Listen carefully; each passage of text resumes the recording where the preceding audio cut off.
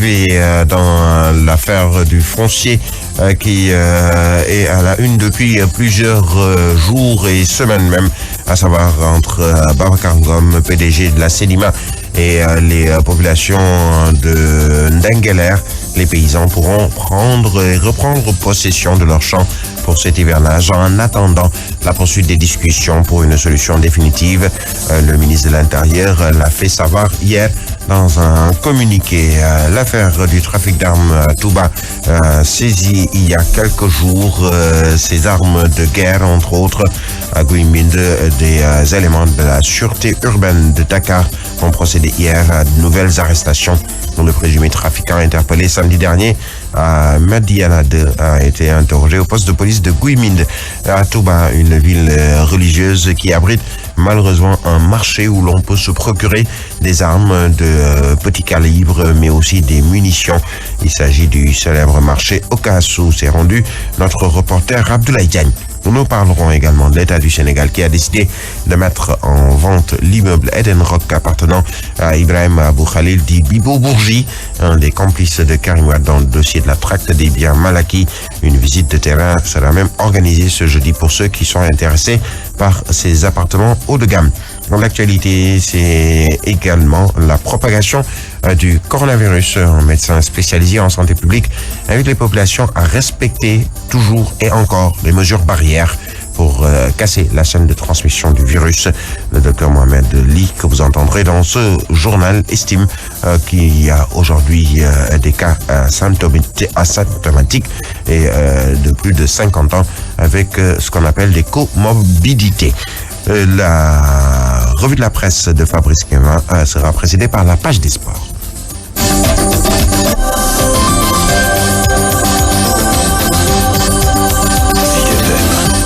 Bienvenue et bon réveil matinal à toutes et à tous. Un boa serpent de plus de 4 mètres a été trouvé hier dans les toilettes d'une école primaire à Boulal, c'est dans le département de Linguère. C'était vers les coups de 11 heures en matinée. Le boa a été finalement cueilli et tué par les sapeurs-pompiers de Linguère. Nous y reviendrons avec notre correspondant sur place. Les paysans pourront désormais prendre possession de leurs champs pour cet hivernage. Il s'agit des paysans de Ndengueler et ce, nonobstant une poursuite des discussions avec une solution définitive qui devra être trouvée juste après la fin de l'hivernage et de la campagne agricole. Une annonce faite hier après-midi officiellement par le ministre de l'Intérieur. Alain Ndiaye, je propose de l'écouter. La cité religieuse de Touba, plaque tournante de la vente. Voilà, nous reviendrons sur cet élément de Alain Ndiaye, le ministre de l'Intérieur, qui, je le rappelle, hier, après plusieurs discussions avec les paysans et propriétaires de Ndengueler, a finalement trouvé une solution. Il annonce notamment que le chef de l'État, au courant de cette situation, a demandé à ce que, après concertation, compte rendu lui soit fait, et c'est sur ces instructions que les habitants du village ont été invités à retourner dans leur champ original pour sauver la campagne agricole. Mais la Sedima SA est aussi invitée à arrêter les travaux dans cette partie des terres en attendant d'autres discussions et des négociations qui devraient aboutir à un consensus définitif. Alain Ndiaye, je propose de l'écouter. À l'issue des différentes discussions, nous avons retenu de demander aux populations, compte tenu de l'état d'avancement de l'hivernage, qui a déjà connu quelques jours sur l'ensemble du pays, d'aller reprendre leurs activités champêtres dans les champs qu'ils occupaient par le passé. Cette proposition a également été faite à M. Ngom, qui l'a acceptée, et je pense que dès demain, les populations, en tout cas qui avaient exprimé le souhait d'aller sur le site, vont continuer les travaux. Nous allons quand même, parallèlement, continuer également à prendre les levées, notamment avec le géomètre qu'on avait indiqué, pour que chacun d'entre eux puisse avoir une exacte idée de l'étendue de son champ, en vue de la solution définitive qu'on devrait peut-être avoir, comme je l'avais indiqué, d'ici la fin de l'hivernage. Ça peut être, comme je l'avais dit, ou pour un redéploiement, ou pour également même une implantation définitive avec, disons, une régularisation. Voilà donc les propos du ministre de l'Intérieur, Aly Ngouille Ndiaye, qui à plusieurs reprises s'est rendu sur le site et a rencontré les différentes parties. Il avait été précédé par le ministre Abdou Karim Fofana. Et nous reparlons de cette affaire de trafic d'armes à Touba qui n'a guère fini de livrer ses secrets. Les agents du commissariat de Gouye-Mbind, aidés par la sûreté urbaine de Dakar, ont procédé hier à de nouvelles arrestations. Un présumé trafiquant interpellé déjà samedi dernier à son domicile de Madiana 2 et interrogé au poste de police de Gouye-Mbind. Rappelons qu'un important arsenal composé d'armes et de munitions a été saisi chez lui. Dans ses lots, il y a des armes de guerre. Il reste à Touba une cité religieuse qui abrite un marché où l'on peut se procurer tant bien que mal des armes et des munitions. Il s'agit du célèbre marché Ocas, où s'est rendu notre reporter Abdoulaye Diagne. Les personnes interpellées sur place demandent aux autorités de sévir contre ce commerce lucratif sans pour autant donner des informations sur celles qui s'y adonnent. Reportage au marché Ocas de Touba, Abdoulaye Diagne. La cité religieuse de Touba, plaque tournante de la vente illicite d'armes. Ce Ocas n'est pas fait pour la vente d'armes. Nous devons nous conformer à la réglementation. L'heure est grave, dirait-on. Les armes se vendent comme de petits pains.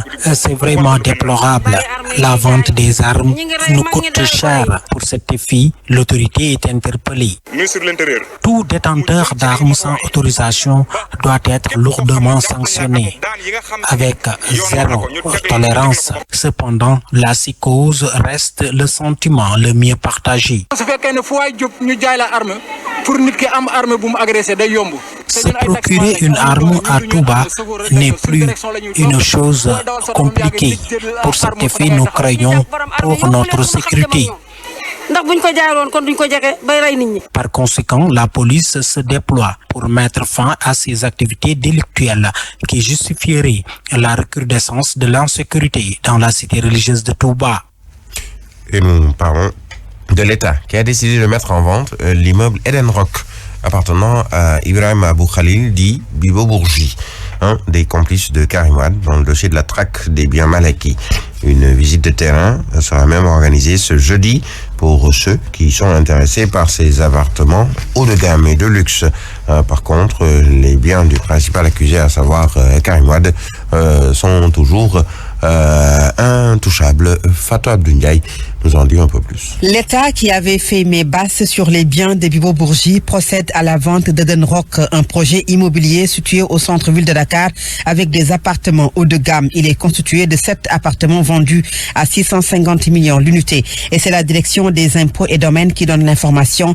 Elle exécute alors l'arrêt de la Cour de répression de l'enrichissement illicite qui avait condamné l'homme d'affaires à une peine de 5 ans de prison et une amende de 138 milliards assortie d'une confiscation de ses biens. Ces biens entrent donc dans le domaine privé de l'État et la mise en vente des appartements débutera le 28 juillet. Une visite dédiée est même organisée le 23 juillet. Seulement, on se pose la question à savoir pourquoi l'État du Sénégal s'empresse de mettre aux enchères publiques les biens de Bibo Bourgi alors que ceux du principal accusé Karim Wade ne sont toujours pas touchés. Et pourtant, Karim Wade avait été reconnu coupable de s'être enrichi à plusieurs milliards sur le dos de l'État du Sénégal. Et nous parlons du ministre de l'Élevage et des Productions Animales, Samba Benka, qui s'est rendu ce lundi aux forêts de Serhewaï, c'est dans la commune de Ngoundiane, pour sa traditionnelle visite de terrain.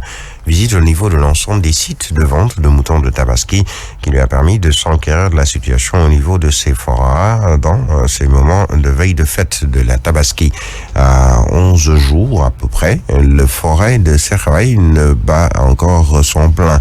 Et pourtant, d'après le ministre de l'Élevage, la région de Thiès dispose aujourd'hui de 120 000 têtes de moutons ou de bétail contre 53 000 têtes l'année dernière. Elle a même reçoit un surplus de 63 000 têtes. Il a déclaré avoir remarqué que partout où il est passé, toutes les dispositions sont prises pour une bonne opération de Tabaski 2020. En collaboration avec la SAPCO et l'ASPT, l'agence sénégalaise de promotion touristique, contacte le collectif des PME, TPE et acteurs de la chaîne de valeur touristique ont organisé une opération de 7 à Sali. Objectif, amorcer la relance du tourisme et réhabiliter la station balnéaire afin d'attirer les touristes après cette période de pandémie dans laquelle nous sommes toujours, mais après la levée des restrictions. Les acteurs sont en phase avec la réciprocité vis-à-vis de l'Union européenne décidée par l'État du Sénégal. Pour rappel, l'espace Schengen est encore interdit à plusieurs pays, dont le Sénégal. Les propos de Charsad Boutiam, vice-président de Compact, recueillis par Papadier.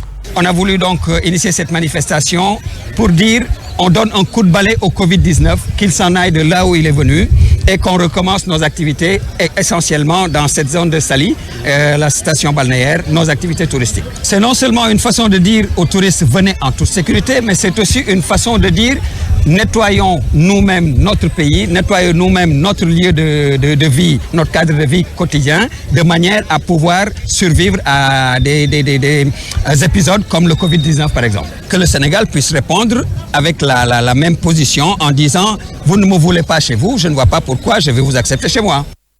Et nous parlons de la propagation justement du coronavirus avec le médecin spécialisé en santé publique qui invite les populations à respecter les mesures barrières pour casser la chaîne de transmission du virus. À l'en croire, il ne faut pas compter sur le gouvernement qui, selon lui, est dans une posture attentiste. Aujourd'hui, les tests des cas asymptomatiques de plus de 50 ans avec des comorbidités doivent être effectués le plus rapidement possible. Dr Mohamed Ly, médecin spécialisé en santé publique, je vous propose de l'écouter. Je pense que tout le monde est unanime que nous sommes dans une phase de propagation active du virus. Maintenant, comment l'expliquer? J'ai l'impression que nos autorités sont dans une attitude attentiste, à savoir qu'on ne teste maintenant que les cas symptomatiques ayant plus de 50 ans, bien qui ont des comorbidités. Et déjà, ça réduit le nombre de tests qu'on effectue. Et ensuite, une fois que les tests sont positifs, on se contente de prendre en charge les cas positifs. Donc, j'ai l'impression qu'on ne combat même plus l'épidémie, mais on se contente de soigner simplement les malades de l'épidémie. C'est ça qui explique que la propagation continue. Donc, parce que si on n'identifie pas les contacts, les cas positifs parmi les contacts et qu'on ne les isole pas, donc ils vont continuer à contaminer et il y aura de plus en plus de cas. Les mesures barrières sont quand même très utiles. Et je pense que d'ailleurs, on serait bien avisés, nous autres Sénégalais, face à cet attentisme du gouvernement, de bien respecter ces mesures barrières parce qu'on est un peu laissé à nous-mêmes.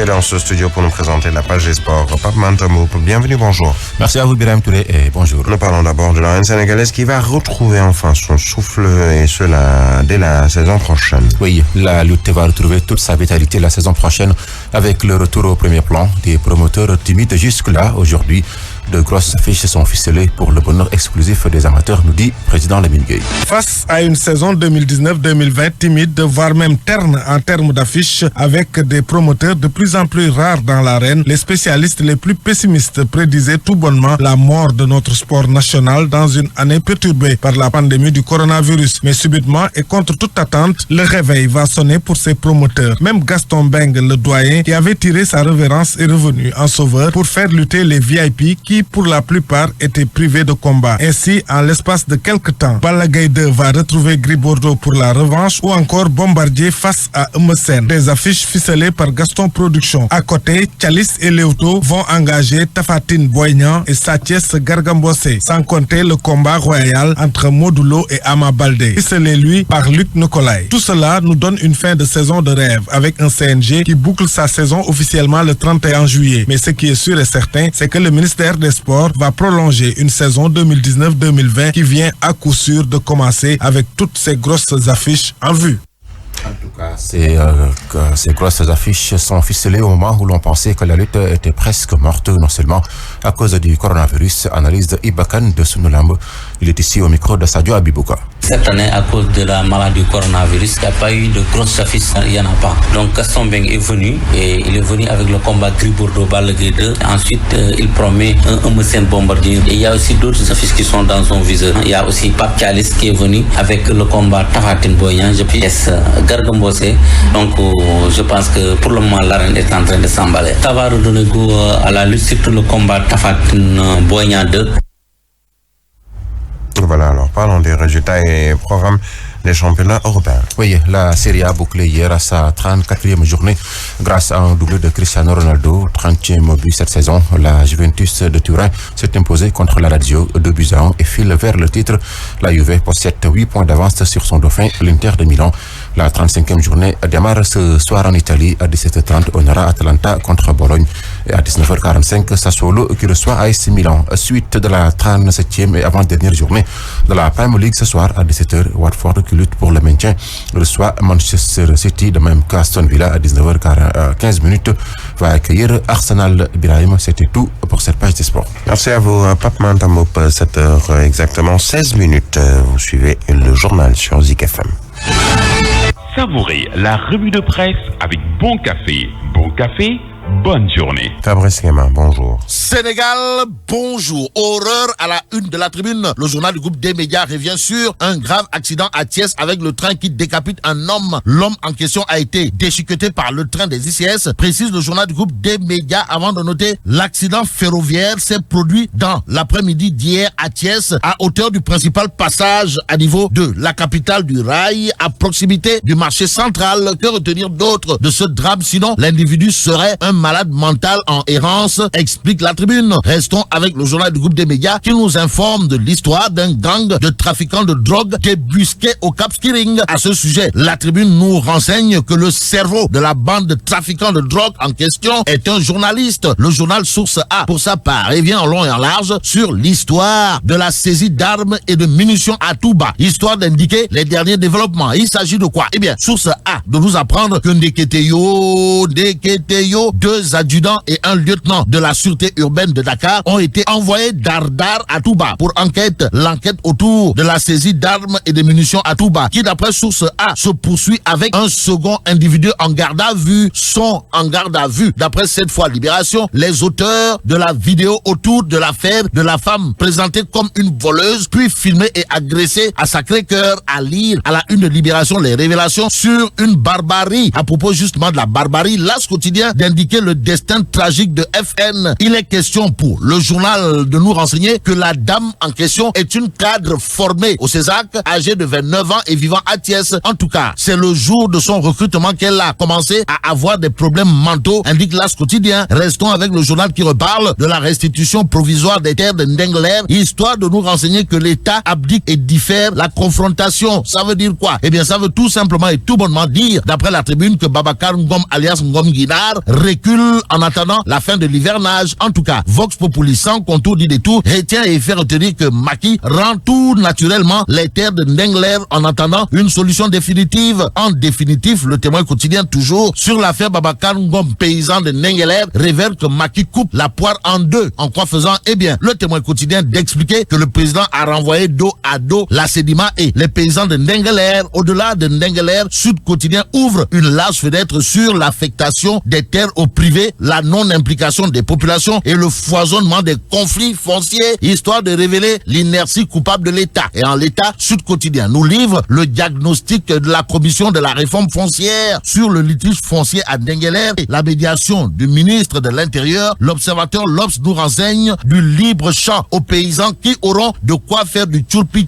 fait chumbote. Cependant, l'Observateur l'Obs indique la fausse vraie ou vraie fausse capitulation de Babacar Ngom alias Ngom Guinar. Loin des affaires de Ngom Guinar, l'évidence l'est. Le journal à propos du Covid-19 nous renseigne que celle qui agit avec science et conscience contre la pandémie, c'est Ndeye Saly Diop Dieng, c'est Ndeye Saly Diop Dieng et c'est Ndeye Saly Diop Dieng. En tout cas, Madame Dieng, Ndeye Saly Diop, relance les comités économiques du secteur informel, renseigne l'évidence. De toute évidence, retenons d'après le journal L'évidence que Ndaoussi Diop Dieng, Ndeye Saly, a toujours eu une approche cartésienne dans sa gestion des affaires publiques. Mais ce que rend public les échos gravitent autour de Mamdiaré, Astafoula, Diouf Sarr. En tout cas, kit de production d'énergie solaire et d'équipement d'intervention, Diouf Sarr sabré sur un marché de 400 millions de francs CFA. En tout cas, le ministère avait attribué le marché à Pico Mega qui évolue dans l'informatique et l'ameublement. En tout cas, les attestations de marché réalisées fournies par Pico Mega portent sur des prestations qui n'ont rien et absolument rien à voir avec l'objet du marché, nous livre les échos. Ça veut veut dire quoi? Eh bien, ça veut tout simplement et tout bonnement dire, d'après le journal, que en matière de gestion des affaires, Abdoulaye Diouf Sarr, c'est Bon, passons au quotidien. Le quotidien qui révèle protocole Sidjus État, les niches de l'extorsion. En tout cas, hausse vertigineuse des frais de procédure et vers une justice censitaire. Voilà ce qu'indique le quotidien. Le quotidien. Le journal parle de l'affaire des gazelles Oryx, histoire de révéler que le Forum civil vilipende Abdou Karim Sall, alias Sall Dibi Oryx, à l'ONU. En attendant, passons à l'Observateur L'Obs pour terminer. Le journal révèle FMI, premier examen de l'instrument de coordination des politiques pour le Sénégal, les chiffres de l'effondrement de l'économie. En tout cas, tous les comptes sont au rouge, d'après l'Observateur L'Obs. Le journal indiquait également une dette considérable, aussi bien intérieure qu'extérieure. Et là, mais là, tu donc de. Oui, Founou Djamati. Bon, vive le Sénégal.